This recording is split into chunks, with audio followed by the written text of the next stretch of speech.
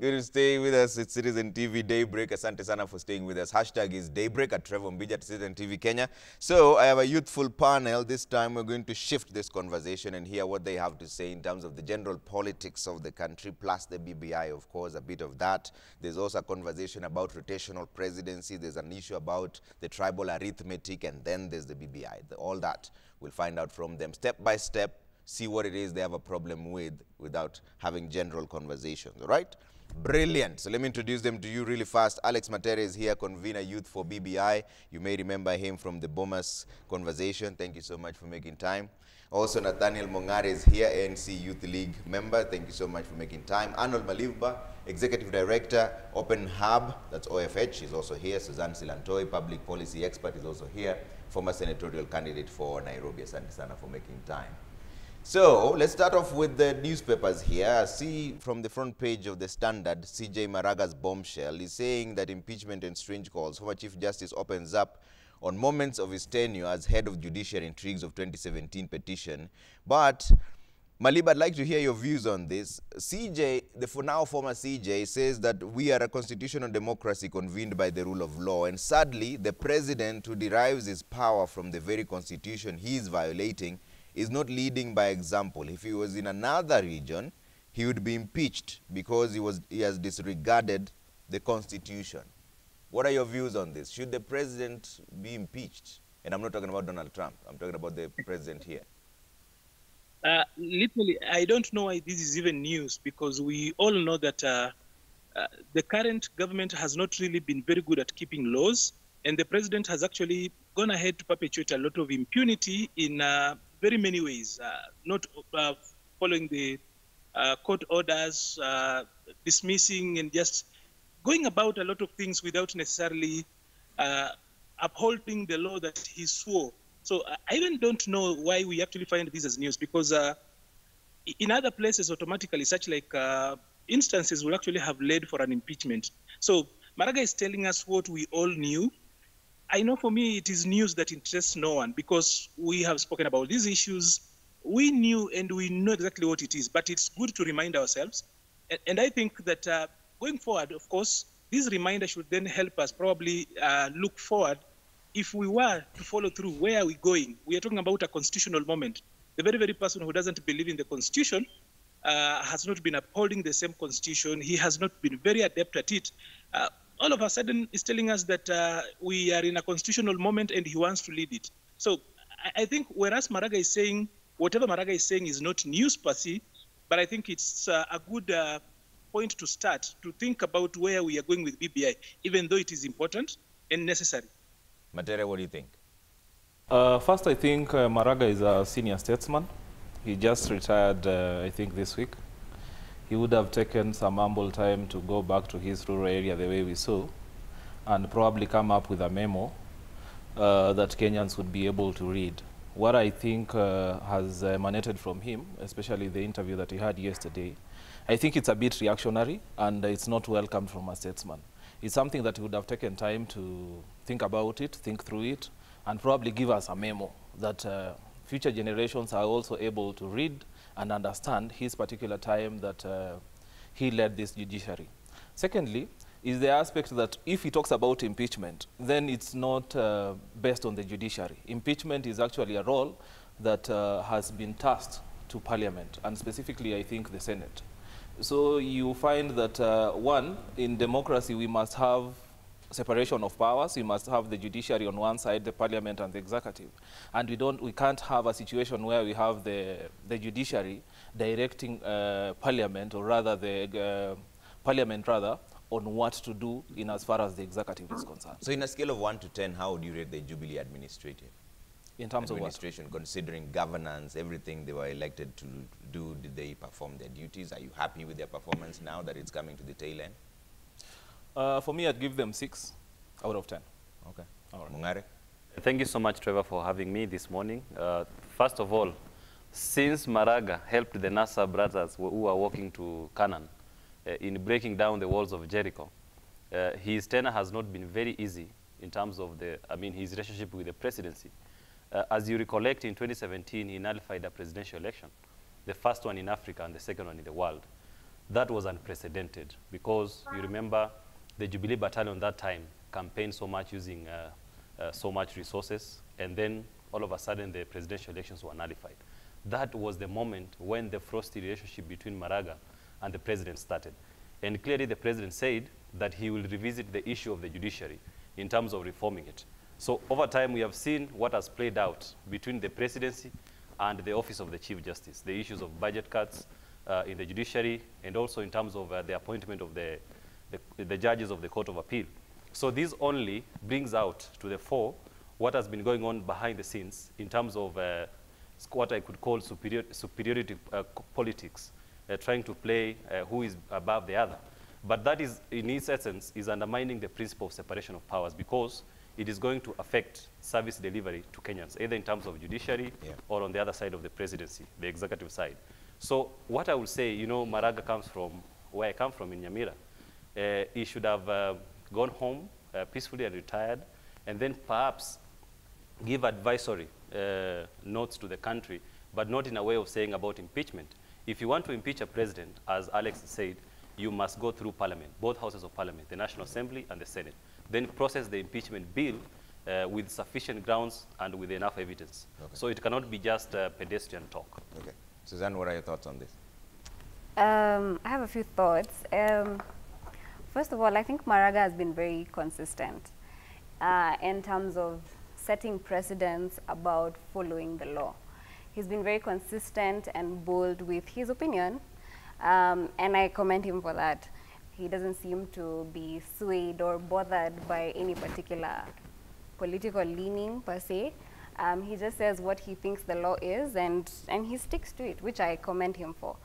And I think it's also in his place to advise Parliament. It's in his place to advise the executive because of his knowledge of the law, because of the position that he takes in the judiciary. And so I don't think it's an issue that he has advised about impeachment. I don't think it brings an issue of separation of powers, because he is not necessarily directing Parliament to impeach the president. He's just suggesting that I think based on what the president has done in terms of not following the law, this is probably what should be done. And I don't see any problem with that. And I don't think that that in any way impedes the powers of the Parliament and of the presidency. So I think Maraga has been very consistent, and I commend him for making such bold statements for the rest of the Kenyans who probably can't make it. And I think it's important for us to look at this advice and any other advice given by people separate from the nullification of the election, because every time Maraga says something, it's always deemed to be an opposition thing. And after all, now the NASA brigade and the opposition is technically in government, so I don't think he is leaning towards a particular side just based on the consistency of his advice. Okay. Yeah. Maliba, let's talk about something else that has also been in the news lately, the rotational presidency. It was not exactly crafted like that, but there was this feeling that other communities should then also lead, and it's been a major point of discussion. What are your thoughts on this issue? Even as I respond to that, it's important that I speak to Alex and Nathaniel's proposition that Maraga should have gone home to rest peacefully and then probably do a book. I think that is also one way we Kenyans love to run away from the truth. I think Maraga's advisory, I already said it's not news, but I think that his advisory is very timely, because we are getting into a process that will review the Constitution. So it's only fair that it comes out now by somebody who has been there, so that we don't forget. If we are going to actually say like he should go away, not speak and open up at this particular time, we might end up repeating the same mistake. Now, speaking about the rotational presidency, first of all, I think that is a joke, because it's not in the BBI the bill, the Constitutional Amendment 2020 bill, or rather what they're calling the BBI. It's not there. It was a mere proposal. And no one actually ever said that we need to have a rotational presidency except the former Prime Minister Raila Odinga.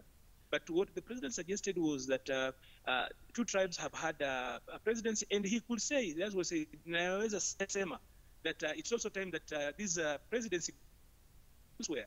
So, speaking about rotational presidency, in and of itself, in a country that has got at least 55 tribes, I'm talking about a possibility of tribes actually going out there. And how do you even come up with the way of actually ensuring that this is the first one and this is the second? In and of itself is not really practical in our situation, especially if it's going to heal problems of immediacy, because our challenges are about problems that we do have now and the ones that we had yesterday. So I still feel that is an inconsequential debate, because if we are in a democracy, then I don't think we're going to get into that thing. And then when will the last one, when will we have the 55th tribe? And we are continuously adding them. Over the other, at the end of the year, the president gave residency or nationality to a few other people who came here a long time ago. So over time, so many people are looking for independence, even for communities that we have always looked at and thought they are one. There's always an argument that Subas are not Luos. Among the Luya nation, you have got so many sub-nations. That, for me, is not a very, very practical proposition, and it's one of those things that is supposed to keep us busy going round and round and round. What we need to make is actually to have a constitutional democracy that is functional. Okay. So, Mongare, this is not, we are calling it a rotational presidency, but it's not an official proposition. It was just a statement that has been made that is now gathering a bit of fuel. Is it a conversation we should really be having? When the president says that the two tribes have had this for a while, maybe it's time somebody else leads. Is that the way we should be looking at it, regardless of the fact that it's not an actual proposition, and we all know this? So it's not something that has been suggested as such. We're just giving it a name, rotational presidency, but it's a conversation around leadership of the country. Now, first of all, Trevor, when the president made those remarks, he made them during the burial of the mother to my party leader in Mululu, when we were interring her a few days ago. And I remember where I was there when the president was making those remarks. First of all, I think the idea behind what the president said, and if I put it in context, he said that if some people are pushing the narrative of hustler versus dynasty, so that you sort of bring a class war and a class division between the rich and the poor, and then I will also be justified to say that there is need to give room for other communities that have not governed this country through the position of presidency an opportunity to govern. I think it was a political statement that the president said, as you rightly pointed it out. Now, from where I sit, because I sit in a political party called ANC, we see it that we support democracy, first of all. And number two, we know that in the process of trying to build up support for our presidential candidate, we must enter into political coalitions with other political players in the field. So we are alive to the fact that we cannot be able to just put out the word rotational presidency to try to mobilize support from the country just because we want another tribe to rule. Kenyans, and this is something that I can say with a lot of authority, Kenyans don't want a Luya as a president, a Kikuyu as a president, a Kalenjin, or whichever tribe that occupies the presidency. Kenyans want somebody who can be able to sort out the challenges facing them. For instance, right now we have a big mess with the issue of the economy. We want an accelerated expansion of the economy post-coronavirus. So we want a president, regardless of the tribe, to come out and put out a robust program to sort out the challenges facing Kenyans. So, Trevor, in general, if you look at the whole idea of rotational presidency, it was meant to kill the hustler versus dynasty narrative as the president put out. So it is neither here nor there. From where I sit, I think it's an issue of political mobilization and coalition building. All right. What are your thoughts? Trevor, I think from where I sit, one, trying to put the remarks of this conversation that was started by the president in Mululu, just as it has been alluded by Nathaniel, I think it's basically a matter of inclusion that BBI seeks to address. That since independence, there's always this feeling that when you come from a minority community, then you might, at that particular point, once you come to the realization that you come from an ethnic community that do not have the numbers at the national level, then your chances of being the president of this country literally ceases. And I think that's the conversation that the president is bringing to our sitting rooms. That particular kid, that particular El Molo kid, that particular Luya kid, that particular Kuria kid, who basically some of them might be coming from those minority communities, must also in his or her own wisdom aspire to lead this country at a particular point. And that brings the question of the character, the competencies. Just like Nathaniel has said, we should look at that competency, but also on the flip side, we need to understand that democracy does not exist in a vacuum. It has to be structured, and that's why we have the constitution, and that's why I think we need also to continue having this particular discussion, that in as far as we are talking about numbers in democracy, where we say that those ones with numbers will always have their say and way, and those ones without, who are basically the minority, can only have their say. There is also need for us to ensure that even those ones who are minority feel part and parcel of this country that we are building called Kenya. That also for them, they can aspire to lead this country, they can aspire to lead their particular communities at different levels without them feeling that it's a favor that is being extended to them by the majority communities. All right. Silanto? I have two things to say about this. Just like Maliba said, a rotational presidency seems impractical because what is the process of coming up with who starts, who finishes, at what point will the 47th or 55th tribe, like Maliba says, be, like, will it be 100 and I don't know what, 55 times 5, 200 and something years before the last community gets the presidency? It just seems a little bit impractical. Secondly, why are we asking for a rotational presidency? There's a reason. Why do Kenyans feel that one of us has to be the president? And I think that is what needs to be addressed. One of our tribe members has to be the president, and I think that's the root issue that needs to be addressed. And you talk about inclusion. Yes, inclusion of what? I don't think it's inclusion of seats and political positions. I think it's inclusion of distribution of resources, in terms of resources are being distributed equally. If resources were distributed equally, we would not have marginalization. We would not feel the need to have our own person there to influence where resources go. And so I think the root issue in this case is actually distribution of resources and not having your person in the presidency. So if we deal with the issue of distribution of resources, then probably we will not need to have this conversation about a rotational presidency. We will not feel the need I will not feel the need to have a Samburu president. Not that I have that kind of need at the moment, but yes, it's the root issue is the distribution of resources. All right. Maliba, I'll come back to you with one final thing on this general politics, and then we get into the BBI context. The issue of hustlers versus dynasties. Speaking from a perspective of the political field, does any of them have the moral standing to speak about dynasties and even hustlers, considering they've all been in leadership, both sides? I think as a nation, we are a nation of cowards. In Kiswahili, we would properly say that sisi ni taifa la watu waoga. Because one time too many, our political mobilization philosophy has purely been around the issue of tribe and nothing else. It is for the first time we actually are seeing real issues come up in an election, or rather where we are forced to have a conversation about real issues. When we talk about dynasties and hustlers, we are simply talking about the poor and the rich. And it is something that we speak and use in so many words, we use in different spaces, that the gap between the rich and the poor is always getting bigger, and that it is a challenge, and that it is a problem, and it's a ticking time bomb.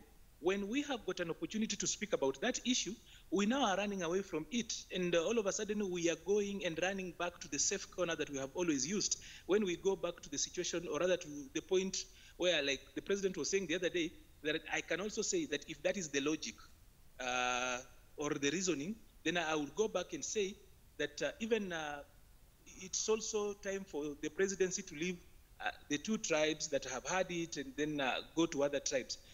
That for me, from a president, was a very lazy thinking and very escapist in the nature that the issues around the hustler versus nation, it's just a matter of wording, but it's an issue that we speak about repeatedly.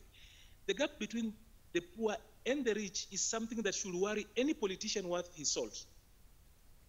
That issue, as we speak about whoever has got, if they have got the moral standing or not, why then should we not talk about it? Why should anyone not speak about it just because he has been in leadership? After all, there is no one today in leadership, including those who are telling us that we shouldn't speak about dynasties and hustlers. They've always been in leadership. So, whereas the framing of the word dynasty in and of itself needs to actually probably be reviewed, but what the hustler means in context, in real context, has always just been about those people whose means are not necessarily very favorable to them. Let's just say people who are trying to make their ends meet in a very difficult situation. But that said, I think the hustler versus dynasty narrative is a conversation that is due. It is an issue that we cannot run away from.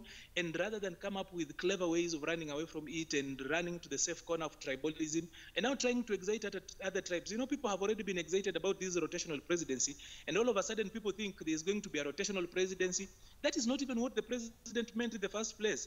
He spoke about it's time other tribes also took it, or rather ascended to the presidency. Then the former prime minister then went around and then changed that to mean rotational presidency. If you listen to the president and what the former prime minister then says, it's not one and the same.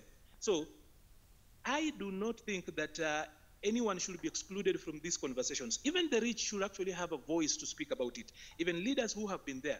Because today, the 2 or rather 4, up to 5 major leaders today at the top or at the apex of our national leadership structure, they have been in leadership for not less than 20 years. All of them, if you look at Musalia Mudavadi, you look at Uhuru Kenyatta, you look at William Ruto, you look at Raila Odinga, and all the others who are aspiring, at least at the apex of our leadership structure, they've been there for 20 years.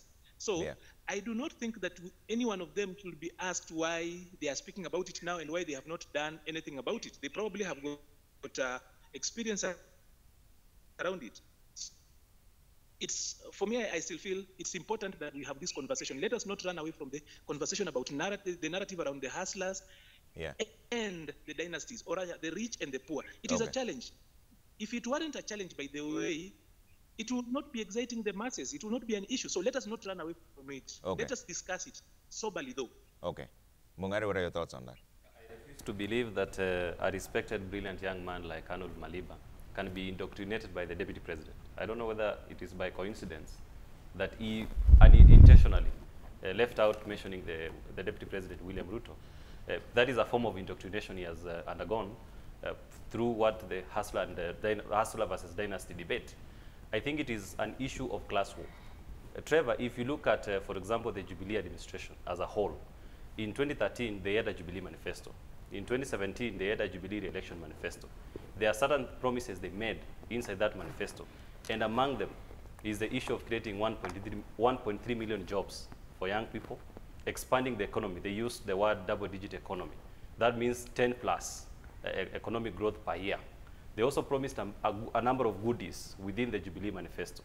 Now, when I hear a brilliant young man like Arnold Maliba leaving out the deputy president because he's the proponent of the hustler versus dynasty debate, and then intentionally mentions other leaders like Musalia Mudavadi who have been in leadership for long without even mentioning the very many good things some of them have done for this country, then I get worried.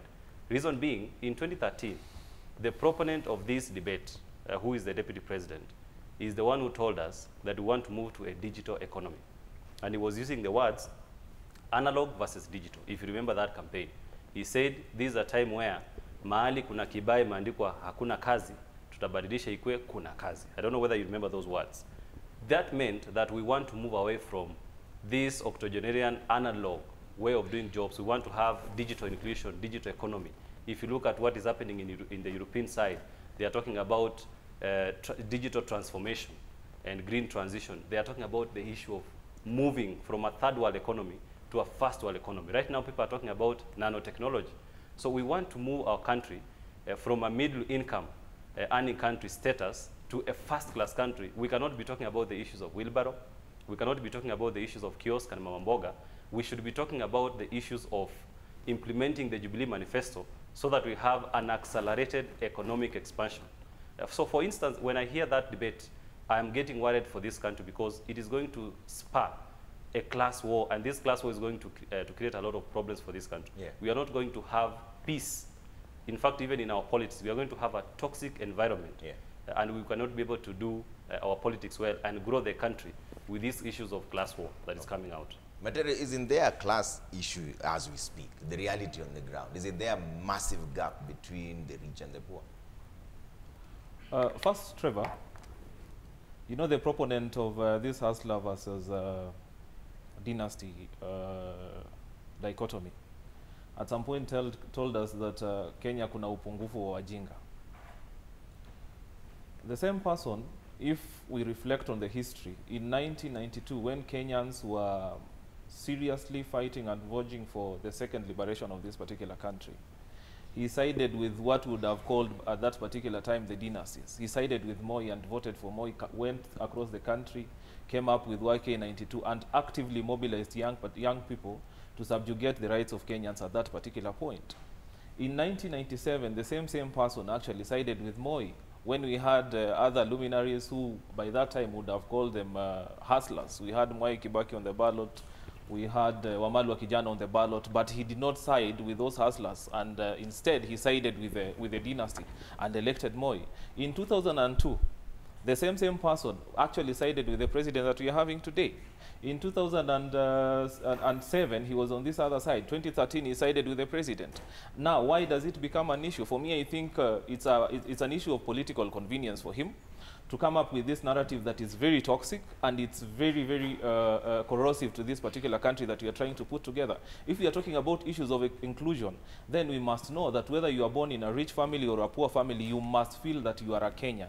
You are not a less Kenyan when you are born from a poor family, and neither are you more Kenyan when you are born from a rich family. All of us have the same identity card. When you are applying for the passport, you will get the same passport as a Kenyan. And it does not indicate whether you are a dynasty or you are a hustler on the other side. Secondly, and closely linked to that, in my discussion at Bomas, I said that the 16th century inventions cannot be used to solve the challenges of the 21st century. My problem with the proposition of the deputy president is basically trying to wage a war in this particular country by saying that the poor, you are poor because someone else is responsible for your poverty. And yet we know very well that Kenya is not a caste system, that if you are born poor, it is not indicated somewhere that you cannot acquire education, you cannot acquire or access education, that you cannot do business, or you can't be employed in different government positions or in the private sector. And that brings me to the question that if you are telling Kenyans that the best you can be able to use your talent and use your skills and energy is by using a 16th century tool, that you do not aspire or rather cherish for a better life through education or through business, then I think we might be losing the point. And having in mind that Kenya now, we have a population of about 70% who are young people. In the next 10 or 15 years, these young people are going to make serious decisions of this country, and the older generation is going to be phased out. Then what kind of nation would we be building if the best we can tell our young people is that we are going to give you a tool that you are going to use to endeavor yourself? Rather than doing that, and what we are trying to do on our own respective areas is trying to push the idea that we must be able to promote accessible education, quality education to our young people so that they can develop their skills and training to be able also to earn a living and have dignity in their lives, as opposed to giving them a tool that will continue subjugating them, that will continue disparaging every effort of them having a better life for themselves and also for future generations. All right. Silentoi? Wow. Now, I have a bit of a challenge with this conversation that we're having for two reasons. Number one, what Maliba said. Maliba said the hustler conversation is a topic that needs to be discussed because it is a real issue. There's an issue with economics in our country, and that is something that needs to be discussed. Now, the challenge I am having, however, is how we always attribute an issue to an individual, regardless of the validity of that issue.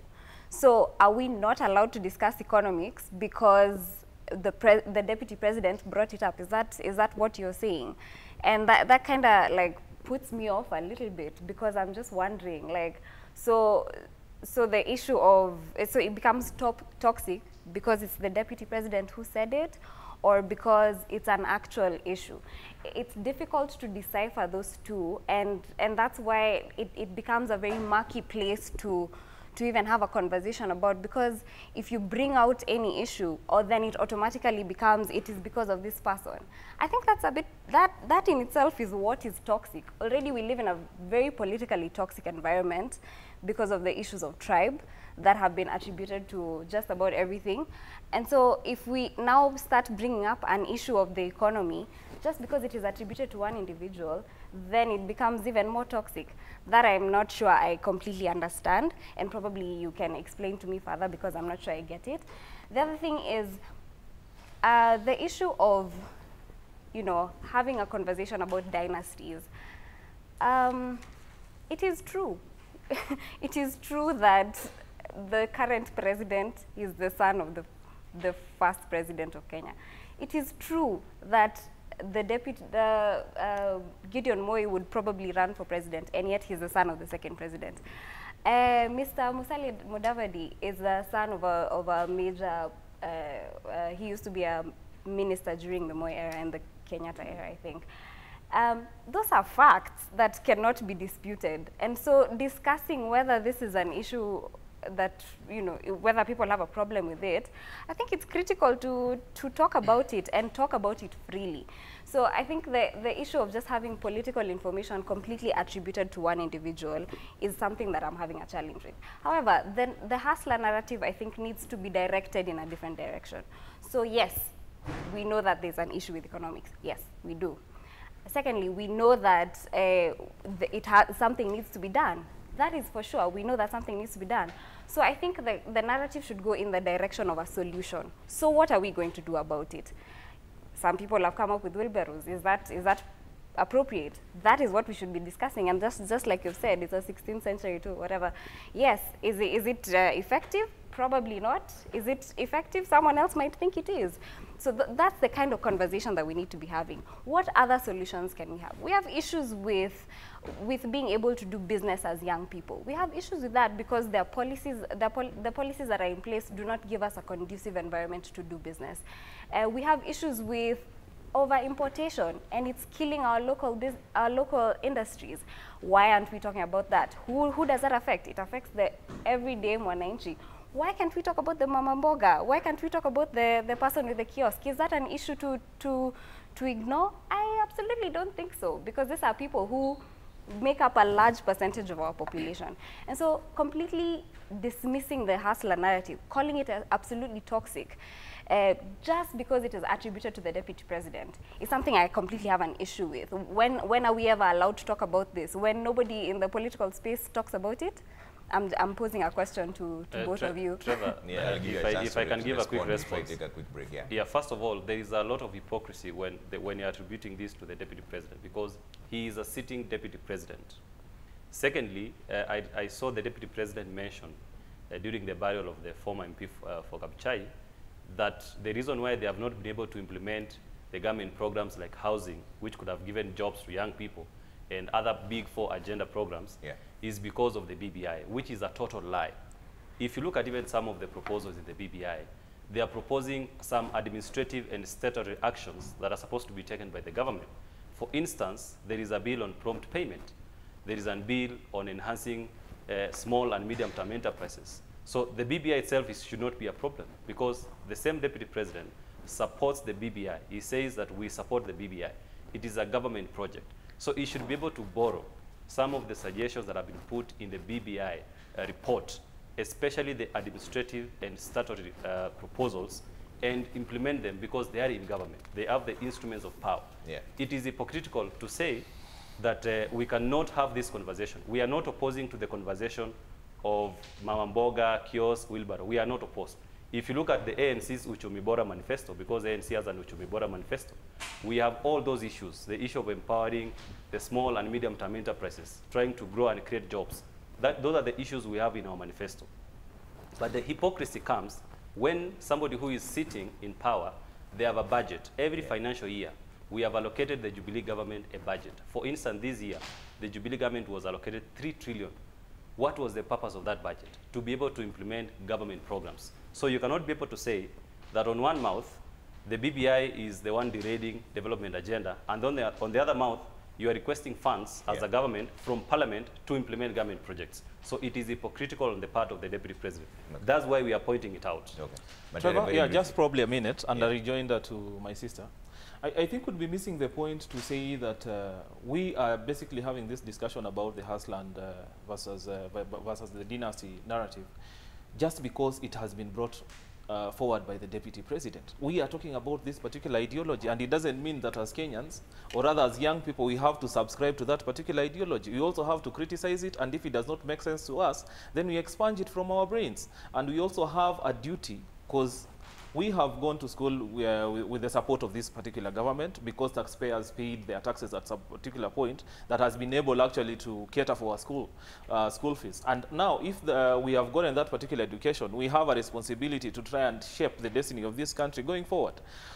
That said and done, I think government works through policies. It doesn't work through hit-and-run economic policies the way the deputy president wants to bring it out.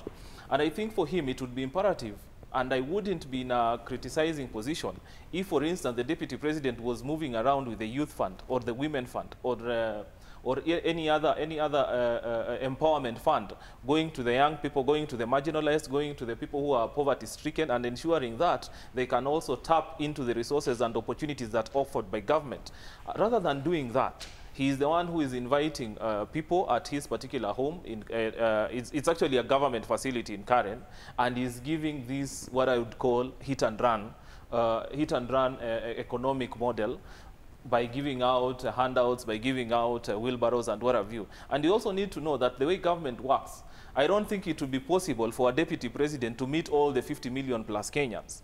And that's why we have policies that have to be put in place. We have youth funds that young people are actually supposed to be encouraged to apply so that they can be able to get these funds. We have TVETs that young people are supposed to be encouraged so that they can go there to get the training and skills, so that they can be able also to tap into the economy that you're having today, and also generate and earn a living for themselves. And I think it will be foolhardy for us to continue having this particular very toxic narration between the dichotomy rather between the hustler and the dynasty, and yet we know it's toxic, and yet we know that where this particular narrative is heading us is actually in chaos. And we have seen that happening before, and we are supposed to actually study from and learn from the history that has happened even before we started being in existence, that once we have, or rather once a nation starts having such a conversation, then we know what awaits us is nothing else but chaos. All right. I have to take a quick break here on Daybreak. When we come back, we cross over to Uganda, where Waiga Moro is standing by. Then we come back and talk about the BBI in just a bit. All right. Keep your views coming at Trevor Mbija at Citizen TV Kenya. Use the hashtag Daybreak. I see some of them here. I'll try to squeeze them in during this program. All right. See you shortly.